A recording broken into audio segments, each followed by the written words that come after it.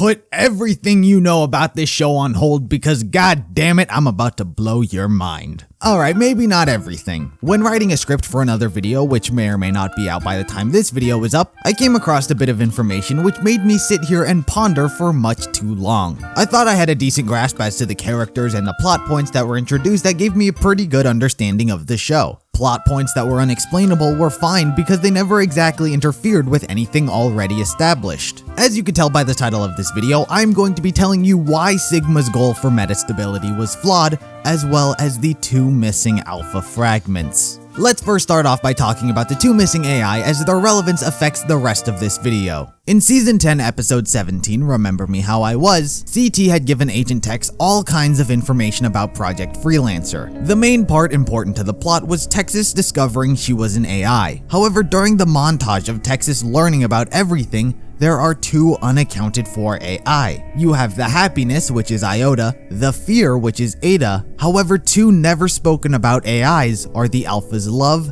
and the Alpha's greed. These 2 AIs are never spoken about, alluded to, or seen in any other sequence in the show yet. Some of you right about now may be thinking, well, what about Agent Texas? Terms like fear and happiness are just emotions. They are given names a la Eta and Iota. So couldn't Texas be the Alpha's love fragment considering she was based off Allison, Leonard's love? To that I would say, no. You see, all the AI have an attribute for a reason. They are all portions from a single being, making each of them unique and unlike the other. Each fragment has an attribute that the other cannot have. Delta was the logic. He thought about scenarios as logically as possible. Gamma is the deceit. He tricked people all the time. These are things that none of the other AIs could do because it wasn't their attribute. Texas wasn't the most loving person. She was a failure. She was destined to fail no matter how hard she tried, no matter how many times she was created.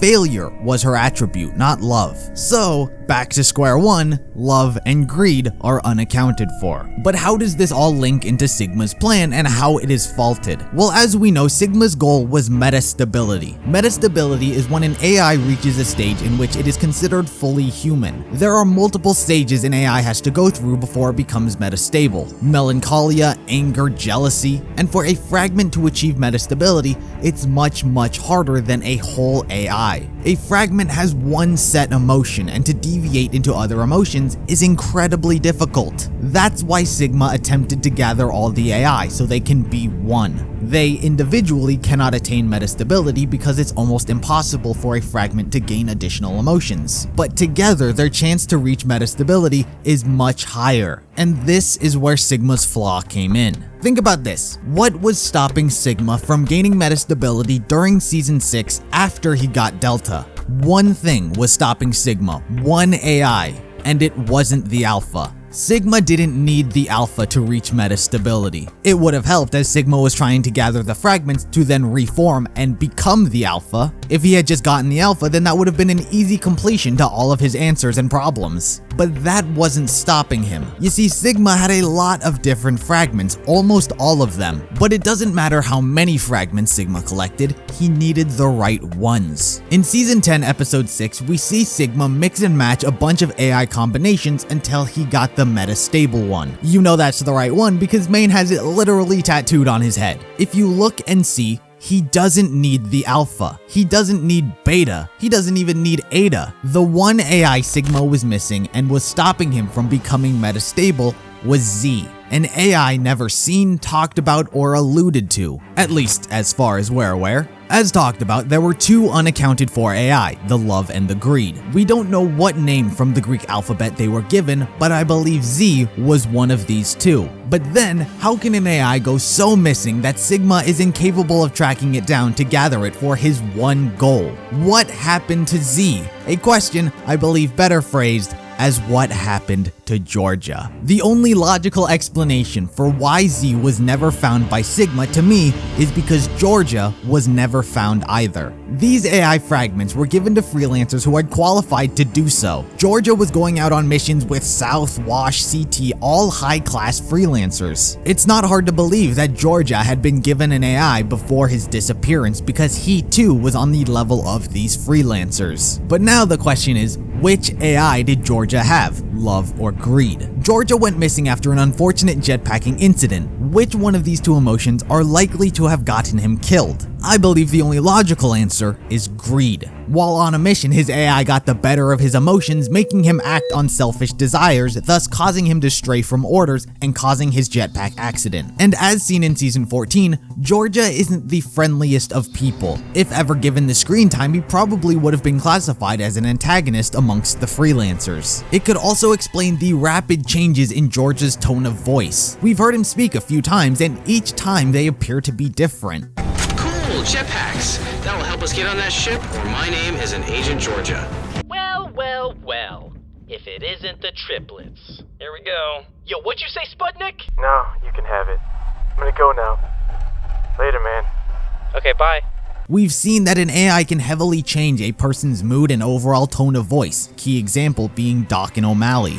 Greed isn't the friendliest of attributes, which could explain why Georgia seems to go from nice to mean so often. So then, why was he never found? If a freelancer with an AI is injured or killed, a recovery beacon gets set off so an agent can come and collect their AI. That's how the meta was tracking down other agents. I believe Georgia's recovery beacon was never set off because Georgia never died. The last time Georgia was seen, he was floating through space. If Georgia never died, his recovery beacon never gets set off, so then he's never found by Sigma, and Sigma cannot attain metastability because he's missing one piece of his puzzle, now leaving Sigma's goal for metastability flawed. So that was the flaw with Sigma's goal. But then finally we are left with the question, what about love? What about love? Where the hell is this AI? Well, of everything in this video, this, I believe, is the furthest stretch that I make. The Alpha's love fragment could still be out in the wild. It could have been destroyed by the EMP. However, I believe